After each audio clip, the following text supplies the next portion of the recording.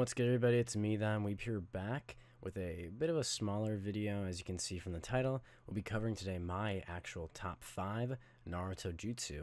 Now, this list is in no order, so from number 5 to number 1, I don't have like a favorite out of these specifically. These are just my favorite jutsu from the series for the following reasons: of their importance, their creativity, and just if I think they look cool. So, yeah, this is a pretty casual list, so if I say or don't mention something specifically that you liked, make sure to comment down below, and maybe I'll add it to my list. Maybe I forgot it or something.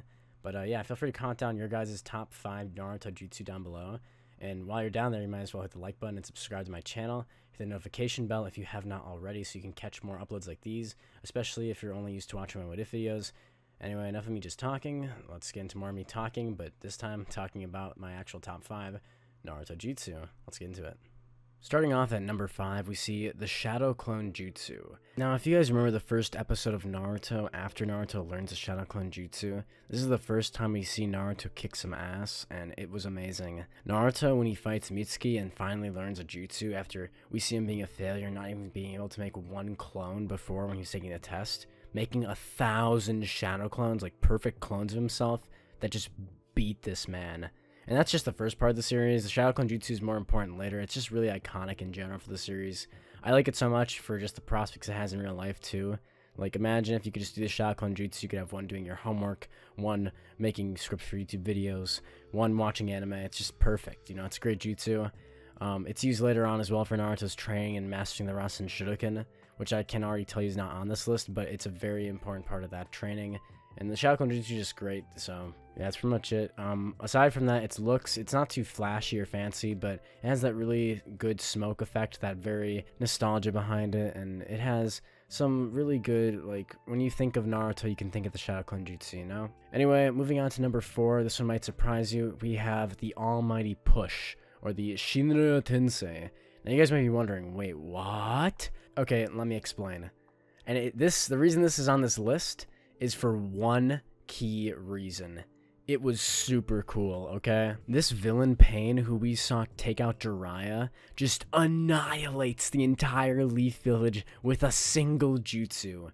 Like, when I saw that when I was like 12, I was just looking at the screen as it was just happening. I'm like, no way. That is so... How is Naruto gonna beat this guy? There's no way. He's just too strong. He just took out the entire village with one attack. If Orochimaru had this technique back during when the sand and sound were trying to crush the leaf village would have been absolutely fucked.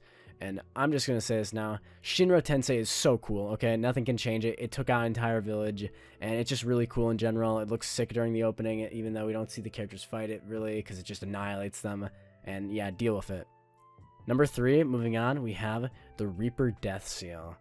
This jutsu is just so cool looking as well, and the way it works and how the jutsu actually functions is just really amazing. With this being one of the only like self-sacrifice jutsu, besides like Deidara's one, that are really meaningful in the series.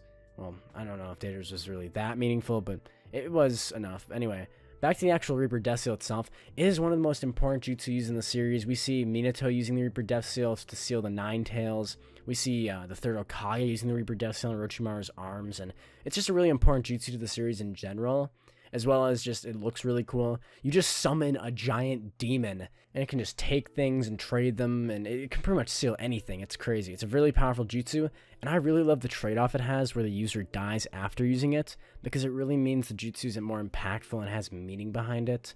I was kind of disappointed after we find out during the 4th Great Ninja War about the masks that Orochimaru has where you can release the Death Seal. It made me kind of sad, since the whole point of it was that it was like this final last resort that could never be broken. And I was pretty excited about that. That's why it's in my top 5 jutsu. But aside from that, it's still a great jutsu. It's really important to the series, and it looks really cool. Number 2, this is the jutsu that's based all on looks. It's not very important to the series in general. It's Kirin. This dragon deserves number 2.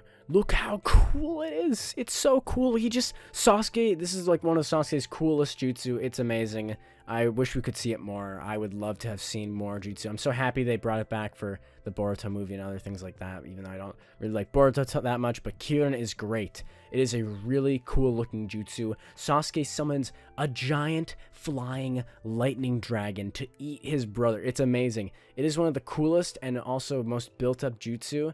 Like, we see it coming out from the start of Shippuden, actually, when he was about to use Kirin on Naruto and Sakura. And then we see that little hint and we get it later. It's just so cool. And it really doesn't have too much meaning in the series. It's not that impactful. It's winning just because it has a 20 out of 10 when it comes to style points. I love Kirin. It's a great jutsu. I think it looks sick. Moving on to number 1. This is one you guys all expected. It is the Rasengan. And you guys already knew this was going to be here. This is one of the most iconic, most important jutsu to all of Naruto. Matching up with the Shadow Clone jutsu in terms of rivaling it for its iconicness, as well as just being part of Naruto's character. People make jokes about Naruto only being able to use the Rasengan Shadow Clones. That's how much he uses it. So if that tells you anything, it's a pretty good jutsu. The Rasengan gets high marks in all the categories, and it also has a little bit of a special place as well for me. Because for me specifically, I'm a big fan of techniques in anime that require spinning like motion and centripetal force energy, which sounds really weird, but for example, aside from the Rasengan, which is just a big example of the swirling energy trope, you can see stuff like spin in part 7 of JoJo's, or spiral power from Gurren Lagann, and just also like when in Kill la Kill when they use the scissors. There's so many cool abilities that just revolve around like spinning and using the power of rotation, and Rasengan's one of those, so I automatically like it just from that. And not even including that itself, the jutsu has a ton of build-up.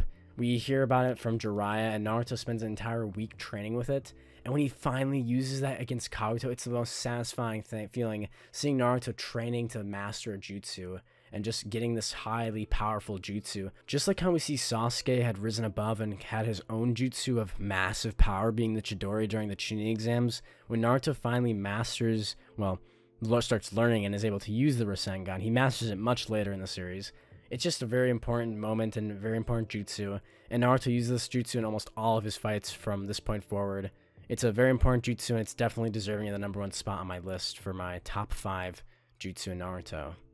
If you guys agree with this list or you think something else should be put there, let me know in the comments down below. If you think I missed a specific jutsu, I didn't include things like dojutsu, like the Byakugan or the Sharingan or Mangekyo or Rinnegan, because I feel like that would deserve its own list of its own dojutsu that I like. If you guys want me to do more top 5s or top 10s of things from different anime or just from Naruto, let me know and I'll make sure to do more videos like this.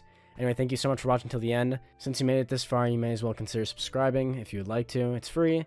And that's pretty much it for me. I'll see you guys later. I'm out.